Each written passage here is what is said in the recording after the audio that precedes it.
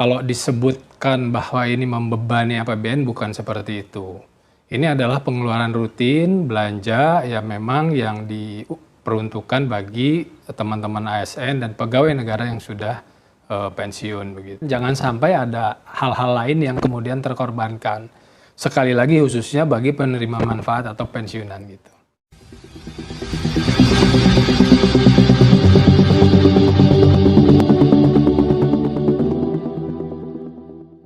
Fatih, kalau menurut DPR sendiri, seperti apa skema pembiayaan dana pensiun untuk ASN dan seberapa besar ini merupakan beban bagi APBN? Ya, sebetulnya ini kan sudah dialokasikan terkait dengan pembayaran pensiun bagi PNS dan juga TNI Polri yang sudah purna kan gitu. Jadi kalau disebutkan ini sebagai membebani APBN ya tentu ini adalah bagian dari pengeluaran rutin gitu. Baik, tapi apakah skemanya selama ini cukup membebani APBN dan skema apa ya mungkin menurut DPR ini lebih tepat? Ini kan sudah berjalan dari tahun 1986. Jadi kalau disebutkan bahwa ini membebani APBN bukan seperti itu. Ini adalah pengeluaran rutin belanja yang memang yang diperuntukkan bagi teman-teman ASN dan pegawai negara yang sudah pensiun begitu. Baik, kita tahu ada rencana untuk mentransformasi pembayaran pensiun ASN dari Taspen dan Asabri ke DJPB. Tanggapan dari DPR seperti apa? Iya, tentu ini kita masih pelajari. Kita sedang lakukan pendalaman, kemarin kami lakukan rapat Dirjen Pembendaraan dengan Taspen dan juga DPR RI, kita lakukan pendalaman, kita lakukan evaluasi kan gitu. Sehingga kedepannya diharapkan akan ada model yang lebih baik, lebih efisien dan juga khususnya bagi penerima manfaat itu bisa lebih optimal lagi. Baik, seberapa besar sih sebenarnya dampaknya untuk APBN kalau ternyata ada skema yang baru ini? Kalau dari sisi penghematannya itu memang cukup signifikan. Ini kan ada beberapa pola ya pembayaran pensiun ini yang sekarang ini pay as go kan gitu. Nah, sedang dibicarakan untuk bisa menjadi fully funded, tetapi itu semua masih di dalam tahap pembahasan. Baik, apakah memang meskipun ini rutin dilakukan, tapi karena jumlahnya terus merangkak setiap tahunnya dan naik, ini yang akhirnya menjadi beban bagi APBN?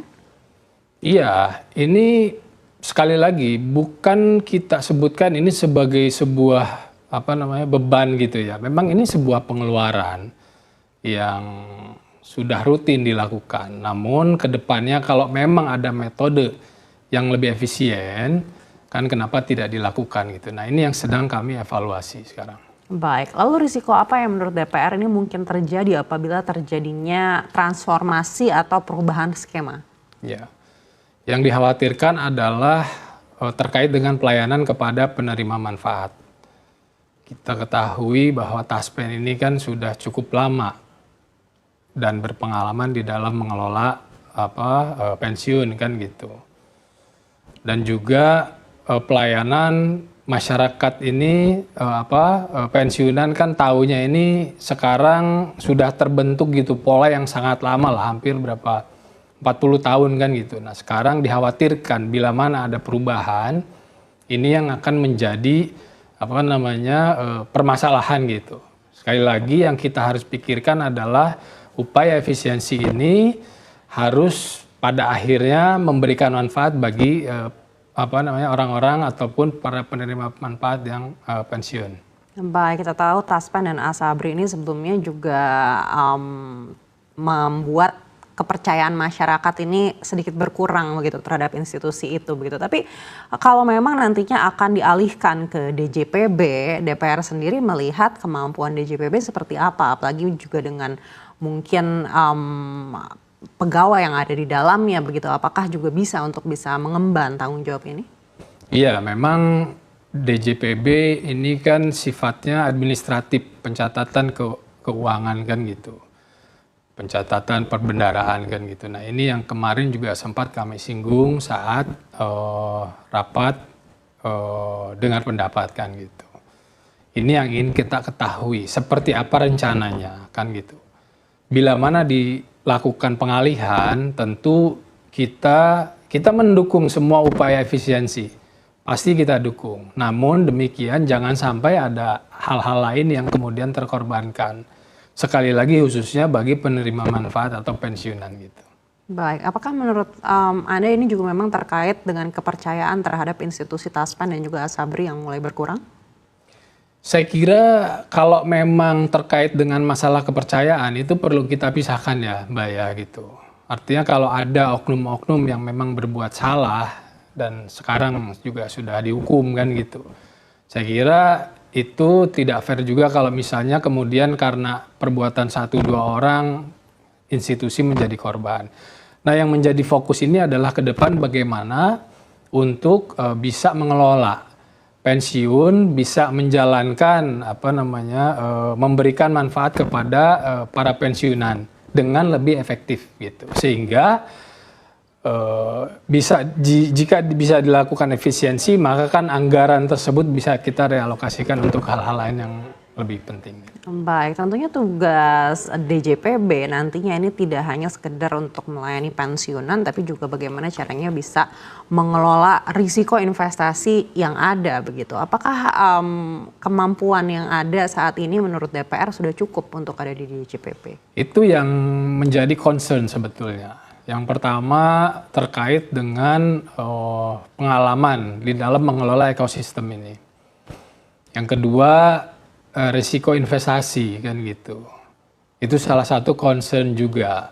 Yang ketiga itu terkait dengan ekosistem yang memang sekarang ini sudah lama terbentuk. Lebih dari 39 tahun kan gitu sudah ada nih, sehingga di dalam bila mana ada perubahan-perubahan ini kita harus pastikan bahwa tidak akan mengganggu fungsi memberikan manfaat kepada pensiunan. Adapun langkah-langkah efisiensi itu kita dukung. Pasti kita dukung, cuma kembali lagi jangan sampai langkah efisiensi ini pada akhirnya merugikan para penerima manfaat pensiunan gitu. Baik, upaya apa yang menurut DPR ini sangat urgent untuk mungkin dilakukan DJPB sebelum akhirnya terjadi transformasi atau pengambil alihan tanggung jawab ini? Jadi ini masih kita lakukan evaluasi. Kan ini baru masuk di pembahasan, Mbak. Kita harus pastikan bahwa aspek-aspek resiko itu bisa terukur. Sehingga ketika nanti dilakukan pengalihan, kalau jadi, itu jangan sampai menimbulkan masalah baru. Karena banyak sekali ini jumlah pensiunan kan gitu. Dan juga jumlah ASN aktif yang kalau misalnya ini menjadi masalah tentu akan mereka khawatir kan. Ini jumlahnya jutaan orang kan begitu.